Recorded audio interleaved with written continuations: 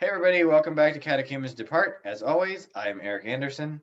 I'm Father Mark Kozak from Holy Assumption of the Virgin Mary Church in South Philadelphia. I realized something funny, Father Mark, and I don't know if this will be persistent or not. I was checking the audio on one of our recent shows, and you're always on the left side of my screen. So I point to you at the beginning, but on the recording it was flipped, so I'm just pointing off the screen. So I don't know if I just pointed at you or not. So you just do like that? I'm like, he's over there. Who are you? Yeah. Yeah. Maybe I'll just no, because then I'm pointing at the fan. Hi, fan. Actually, you're that way. True. I am westward ho. Yes. And you are. In fact, I'm facing east, so I'm facing you guys. Well, I hope you are. I mean, I am properly oriented. Yes. There are icons on the wall and a picture of the Holy Sepulchre in Jerusalem. Excellent. All right. Well, thank you guys for joining us. It's good to be with you as always. Let's see. We have been accused of being a little rambly last time, Father Mark. So we gotta no sort of de-ramble it a little. Unramble? We gotta unramble.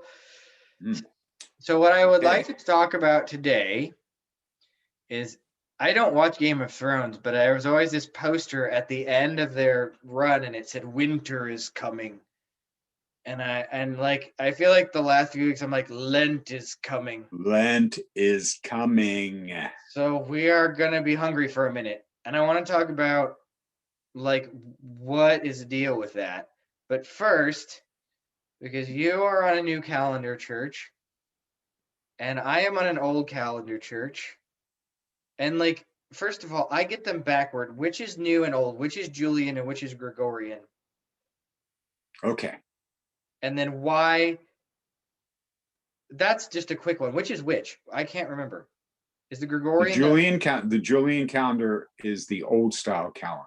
Okay, and the Gregorian calendar is the new calendar. Right, and the Julian calendar was used in the colonial America until the 1740s. Oh. Yeah. Oh, I didn't know that. So I, as a child, celebrated George Washington's birthday 11 days before. How funny. So we have that.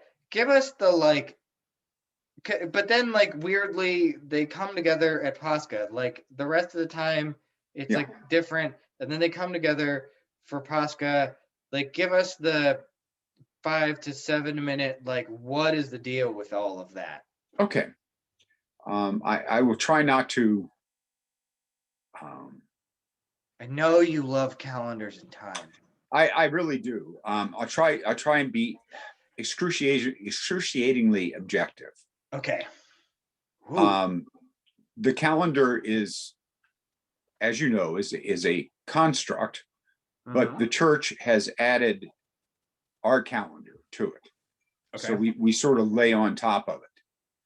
So the old Roman calendar started in September and named after Roman gods and Roman emperors and everything else. And Julius Caesar brought this together. And then in the 1500s, Gregory VII of Rome, Pope of Rome, put together the calendar that was named after him, because the old style calendar was off and was keep going off. Yeah. Every certain amount of time. You end up with so much accumulated junk so now, end. So now it's 13 days off. Okay. And so the best way of looking at it is that every date has to do with the calendar question. But every feast,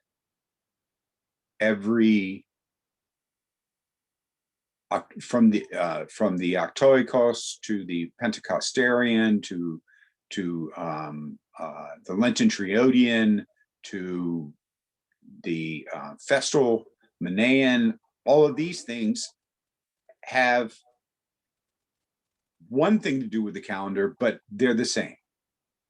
They're exactly the same. So when we started a couple weeks ago, when we started the Lenten Triodian, Yeah. we're going to start a long period of time until Pentecost. Yeah. On the same calendar. We're going to celebrate things on the same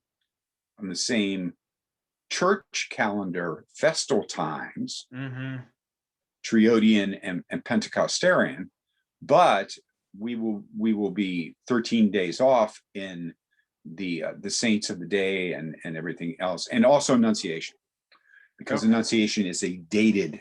The great feasts are dated, except this has nothing to do with Pentecost, Pascha, of course, and Ascension. That's all basically tied to Pascha. Right. So everything that's tied to Pascha is basically the same. Okay. So you hear all kinds of interesting semi-faux urban legends. Well, we celebrate Pascha on the same day because of the 13-day calendar. I'm going like, oh God. Yeah, why are they celebrated on the same? Well, they are celebrated on the same. It's just that, it's like we're celebrating the same. So how is that date how is the date for Pascha calculated? Okay, so Pascha is counted from the first Sunday after the spring equinox, not with the Jews. What does that even mean? That means that comes from this comes from the 4th century. This comes from Nicaea 1, 325. And this comes from a time historically, we can't really think of this. It's really hard for us to get our heads around this. But even in 325, many Romans considered Christians as a Jewish sect. Sure. Yeah. I mean, so they separated. Easter, Pascha cannot be held during or before Passover. Right. So our Passover, which is just what Pascha means, right, is then differentiated from the Jewish Passover. Right. Okay. So that's the basic thing. Okay. Yeah. Okay. And people will come and tell you that in 1924, the Ecumenical Patriarchate and those with him, about a quarter of the Orthodox world, changed the new calendar, and they're all heretics and apostates and everything else. And then on the other side,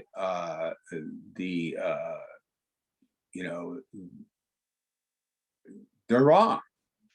The old calendar is wrong. Yeah. And like it's losing time. It doesn't work. It's losing time. Yeah. So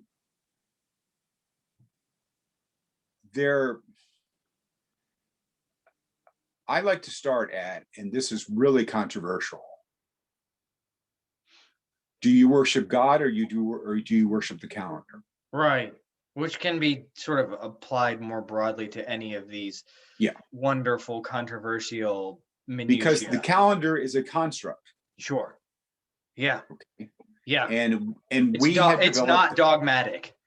And it's, when we did the 6 classes on the on liturgical time, we talked about the YouTube channel. If you haven't seen them, they're on the YouTube channel. Back.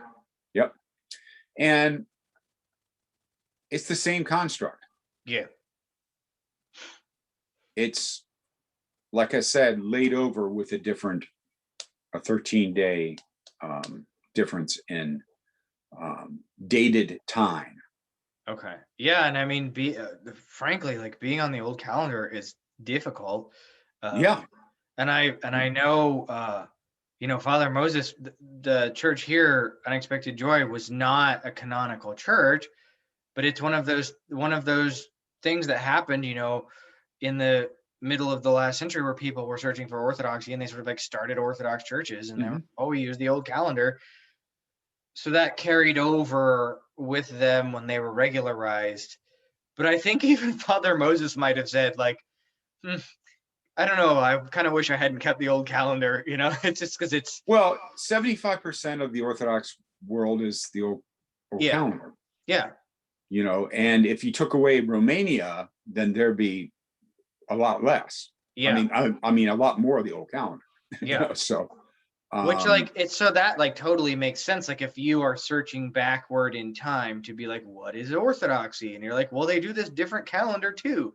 You would also kind of want to be like, well, that's maybe part of it. But it's better to understand liturgical calendar, like what we discussed in our class of.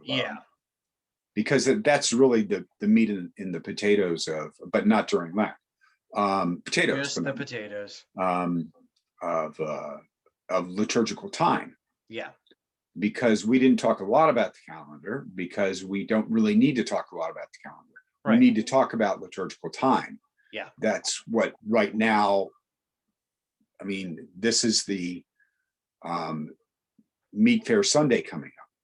Yeah. A farewell to sausage. And that has a number of overtones to it. Sunday of the Last Judgment, and it's the same on each calendar. Mm-hmm. So where it's like most important, the things just we're in converge. We're in the same time zone right now. So if you guys have not watched the lessons on liturgical time, you don't have to listen to me badger Father Mark. You can just listen to Father Mark talk about liturgical time, which probably makes things much more efficient. Well, either that or use melatonin. I mean, it's either the same effect. It's the same. About a half an hour. Yeah. So if you need a good sleep aid, or you're interested in liturgical time, go back about a year down in the feed of our channel, and you can. Yeah, because that was our first thing together, which was really interesting. Yeah, but fun. I like this better because we get to talk and batter back and forth, and I get to badger you, and badgering is fine. That's good. Apparently, that's just like what I do is badger priest, since that's been all I've done all day. Not recorded, but But now it's recorded. It's on the record. So it's really hard to point at somebody. I know. There, you gotta like. Oh yeah, you gotta be closer. Yeah. I want you to go learn about liturgical time. There we go. Which it sounds boring. So what super fun. So what's the deal with the Lent? Like, why are we not eating anything? Why is it like 7 weeks? What is going on here in Lent?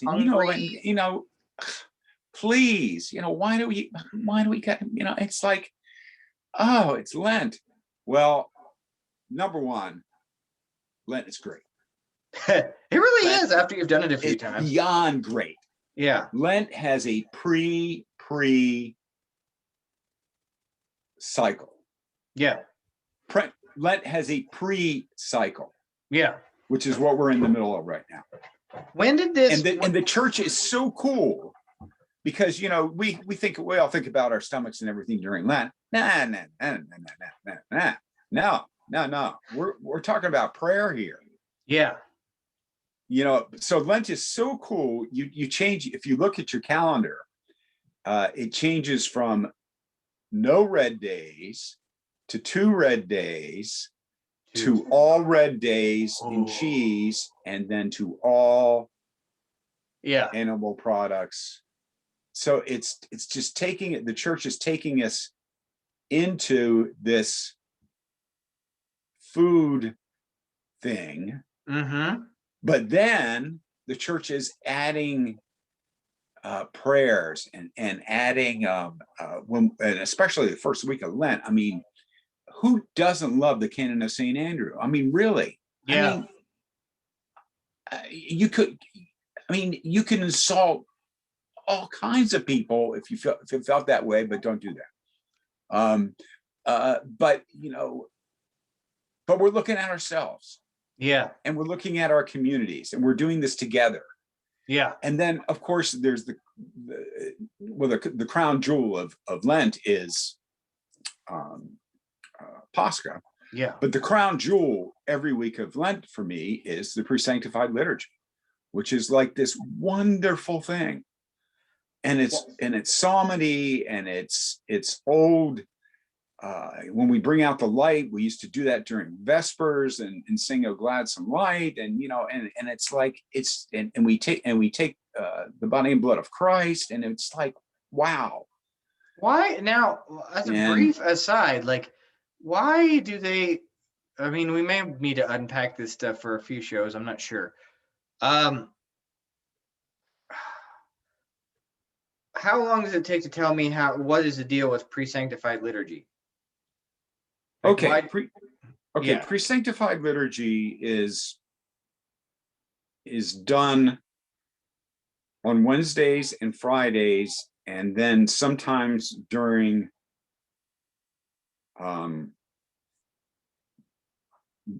super saints, and we have a number of them. Yeah. We have Innocent and Tikhon. Trying to think who else, but anyway, so pre-sanctified liturgy. All right, let's go back. Yeah. Our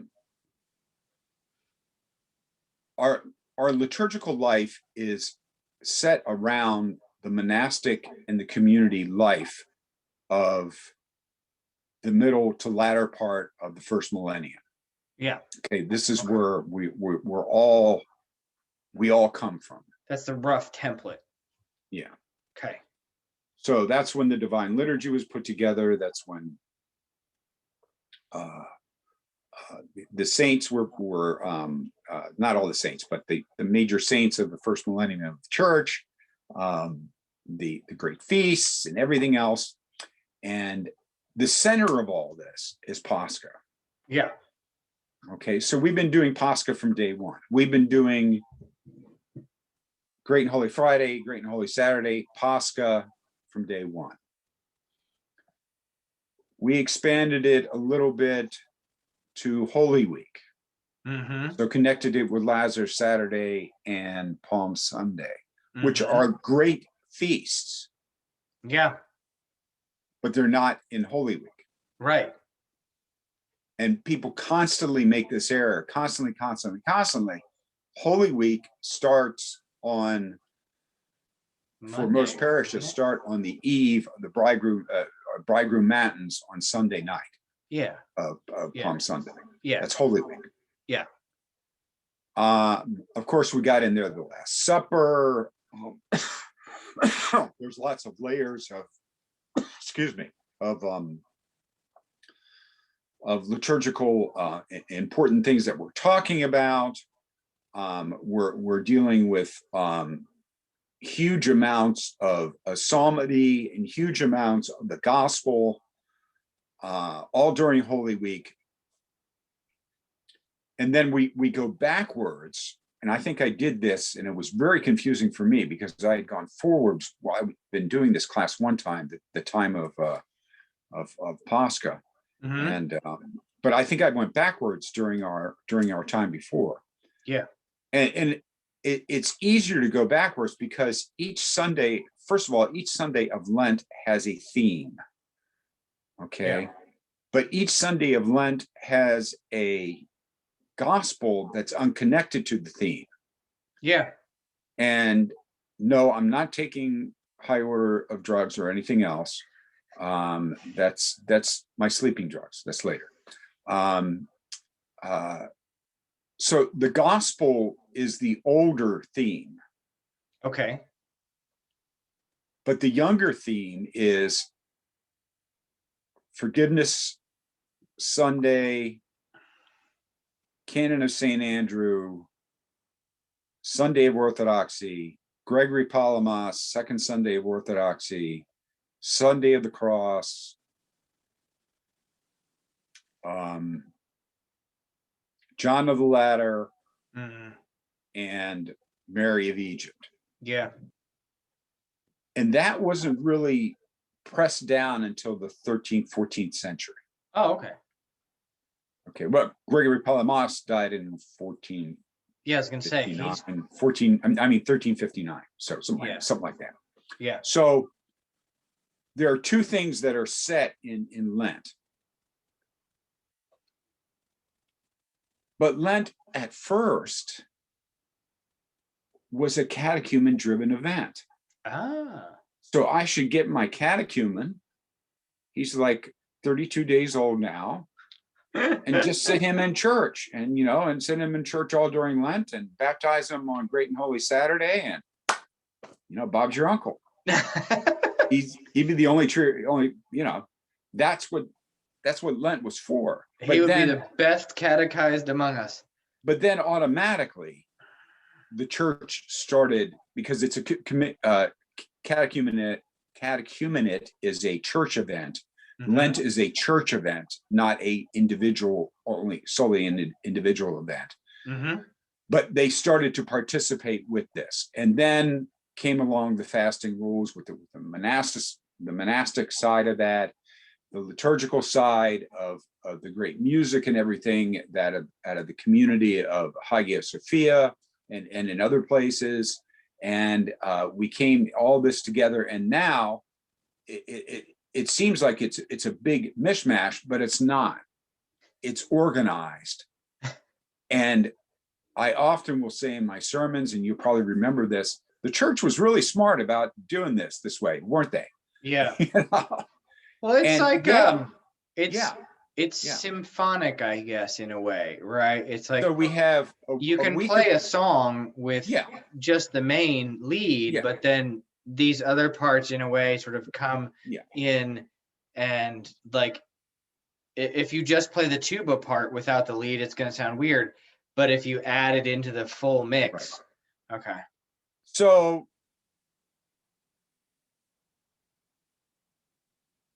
Zacchaeus Sunday. Yeah. Pre-Lent. And then 4 Sundays of pre-Lent. Yeah. Get ready. Yeah. And each Sunday has a theme. Yeah. Then clean Monday, clean your pots and pans, clean your house. Yeah. Whatever you do, go to Canon of St. Andrew, go to the pre-sanctified liturgy, Sunday of Orthodoxy, the gospel, the gospel with that. And then you go for 6 weeks. It's the 7 this year. Why is it longer? No, is it 6? Did I miscount on the calendar? Okay, I was trying to count it. Yeah. I must have just miscounted. Okay. Yeah. So you just go, and it's this wonderful thing. And we celebrate Last Supper, crucifixion, descent into hell, shattering of hell, resurrection of Christ. And we could go for 6 days of serving that same service. Yeah. During Bright Week. Yeah. Then we have another layer of post Paschal tide. The English comes up with some better terms. Yeah. But Paschal tide, and we talk about the myrrh-bearing women and Joseph of Arimathea and Nicodemus and so on. Mm-hmm. And then we get up to the 40th day and Ascension. Then everybody's confused for about 10 days because it's like, well, what do we do now? We do what that we don't say Christ is risen. We don't sing O Heavenly King. We don't do this. We don't do that. Well, because we're waiting for Pentecost. Yeah. And we're waiting for the flame.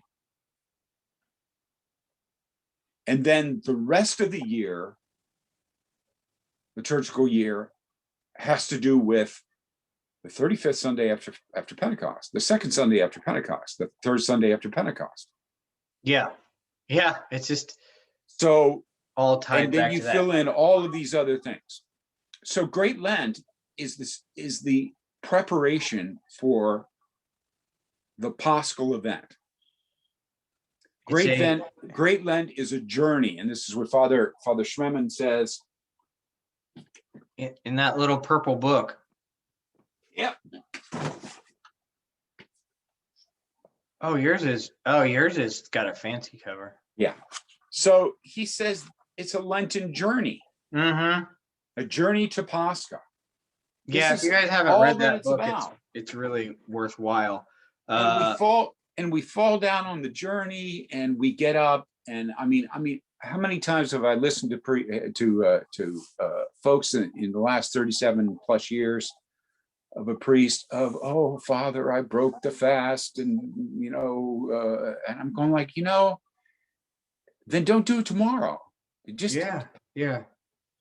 I mean, what are you doing? I ask people, what are you doing different this year? What are you reading?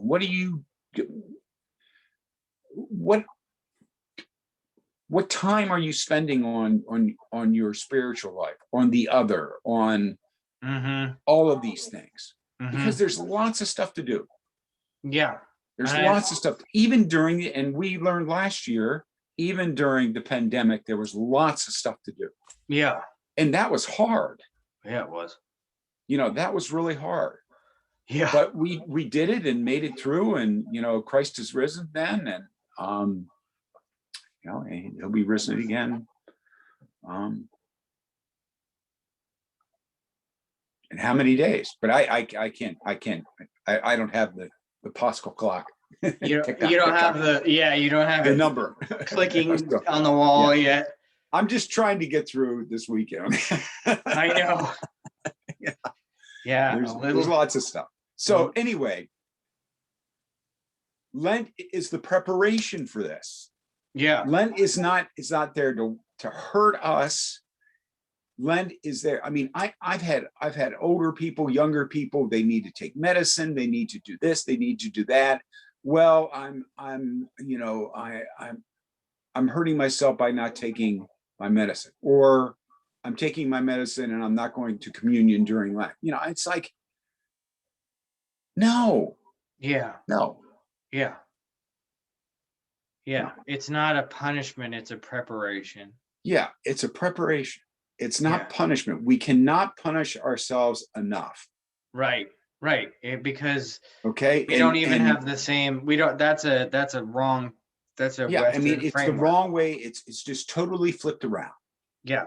That's a penitential penal model of like what we're up to in church. And God loves us. Yeah. And wants us to prepare for this the right way. Yeah. Yeah. We're like cleaning out space. Yeah. And we'll be really together at the time of, it usually hits in, Palm Week. Mm-hmm. And you're cruising and grooving, Yeah. You finally got it together, usually. Yeah. And then Holy Week hits and all kinds of disasters hit in Holy Week and everything else. But I think that's the devil setting that up. Oh, yeah. Because then we can just run right over that. That's just,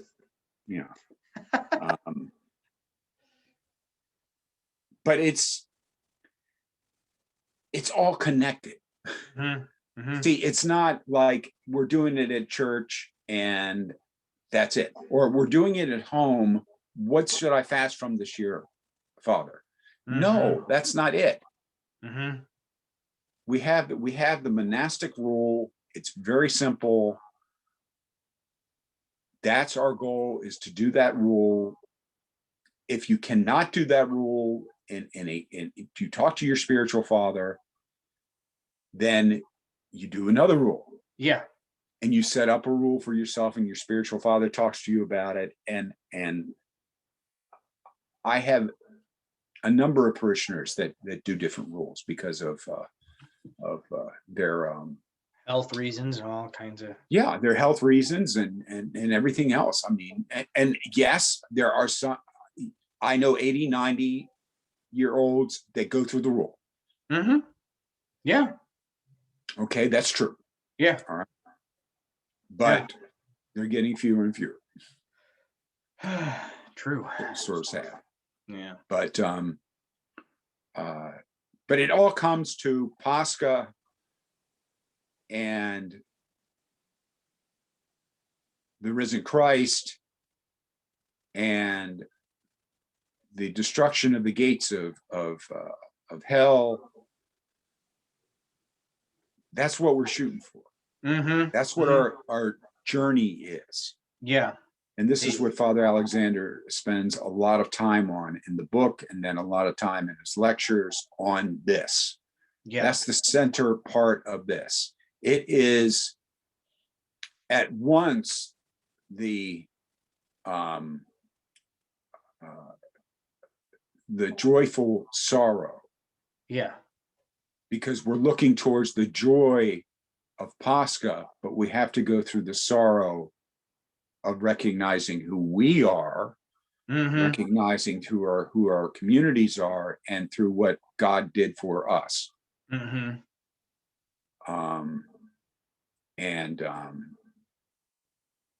It's a journey.